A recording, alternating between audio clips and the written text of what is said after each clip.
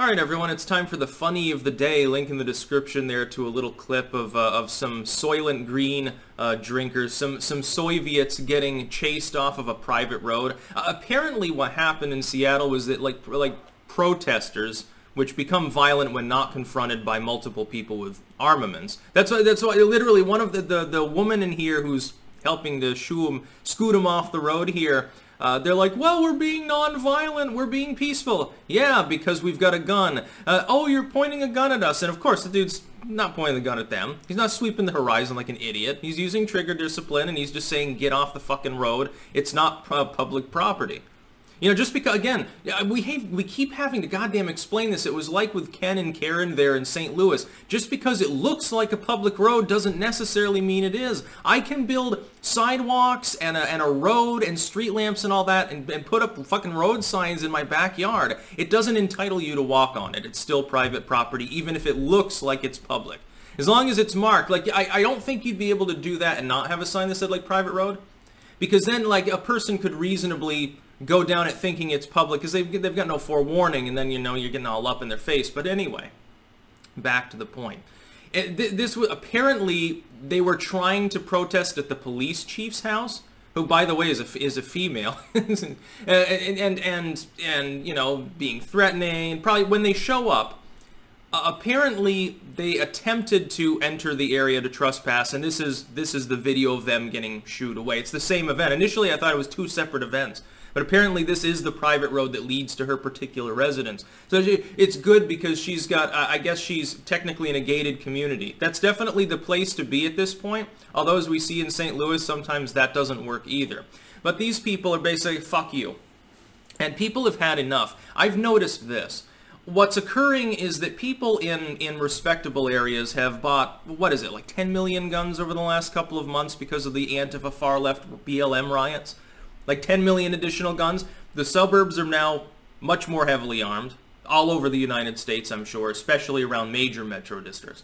Small town America is more well armed. To the point, again, try buying ammo right now and see the prices.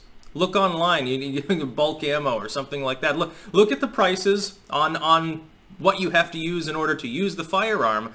A lot of it's all sold out. You can't even get certain ammo types at the moment. It might be a while before they're still available again. But they've armed up, and they've gotten fed up, and what people have begun to notice is you don't have to fire on the group of rioters. And the protesters will become rioters, and especially after nightfall, they turn into zombies, and then they start breaking windows and throwing bricks and stuff like that and trying to rape you in your home. If you, however, confront them with a firearm, they go away. They act peaceful. See, the whole thing is, and this conforms to what Schlichter said, this is not a kinetic sort of thing. They're not attempting to overthrow the U.S. They don't have the numbers. They don't have the numbers to overthrow a city. This is a few hundreds of thousands of people scattered across the entire United States. It's a drop in the bucket of a goddamn ocean. Here's what they want to do. They show up and they want to cause mayhem. They're recording what they're doing to try to scare people. If, however, they're being confronted by someone who might reasonably fight back with lethal force, then they start saying, whoa, why are you aiming a gun at us? We're peaceful. You see, like, keep walking. They did this to Ken and Karen. The reason why that was a peaceful protest at the moment, despite the fact that they broke down the front fucking gate to get into the private community they were invading, was specifically because an armed person was present. Had these two not been armed, and said, get away, this is private property, they would have been assaulted and dragged out of their homes. Their home probably would have been ransacked and looted, maybe burned to the ground. People have begun to become aware of this fact and are now therefore just saying, fuck it. At the very least, I'm defending my property. If they want to say I'm violent and evil because I chased them off with a gun so that they wouldn't assault me, well, better judged by 12 than carried by 6, I believe is the old moniker. I think it's great. Americans need to defend themselves. Again, how many times have any of these people actually had to open fire? Look it up. Try to find me a news story where that's happening. There are plenty of instances where BLM members and Antifa have shot people or stabbed them to death and stuff like that. That's happened a lot. How many deaths are even associated at this point with the post-George Floyd riots? By the way, nobody even knows who he fucking is anymore. Except for the people that show up at former Confederate monuments where they have that dumb 3D animation of his face floating around like something out of a dystopian 80s movie. It's just totally fucked up. It's totally pointless.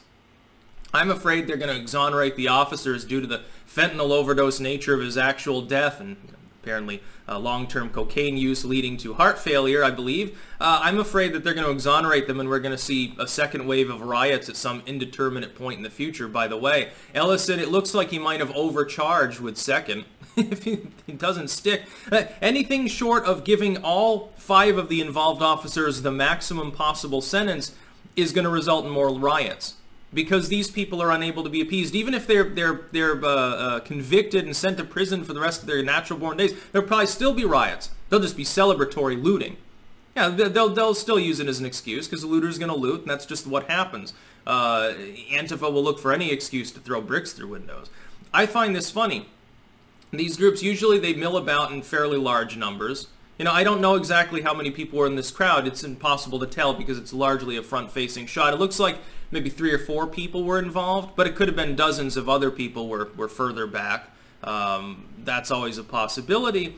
And it's funny because if they're confronted by someone in the street who's just using their fist, they'll just mob them and beat them half to death. But if someone whips out a gun, all of a sudden everyone scatters. All that bravado goes away very, very quickly at the barrel of a gun, now doesn't it? All of these people, they're very, very brave when they're in large groups beating up old women and teenagers and stuff like that. But when the militia shows up, when a couple of dudes in tactical gear with AR-15 show up, these people immediately, no matter how large and violent the riot is, it suddenly immediately becomes a peaceful protest. It's almost like when people defend basic law and order, basic civics, people are more respectful because they don't want to get shot. Wowie kazowie, it's amazing how that happens. So instead of them proceeding down this road, again, if these people had gotten out of the car and said, hey, this is a private road, get out of here, and they're not armed, this group would have attacked them. They would have attacked them, dragged them out, kicking and screaming out of their car, they would have beaten the shit out of them, and then they would have kept going. And they would have gone to this particular residence, and they probably would have broken windows and all of that stuff. Or at the very least, they'd be holding a goddamn drum circle in the middle of the night to try to keep the police chief from sleeping. The whole point is to attempt to intimidate. Look who ended up getting intimidated in the end in this one. That's about all. Peace out.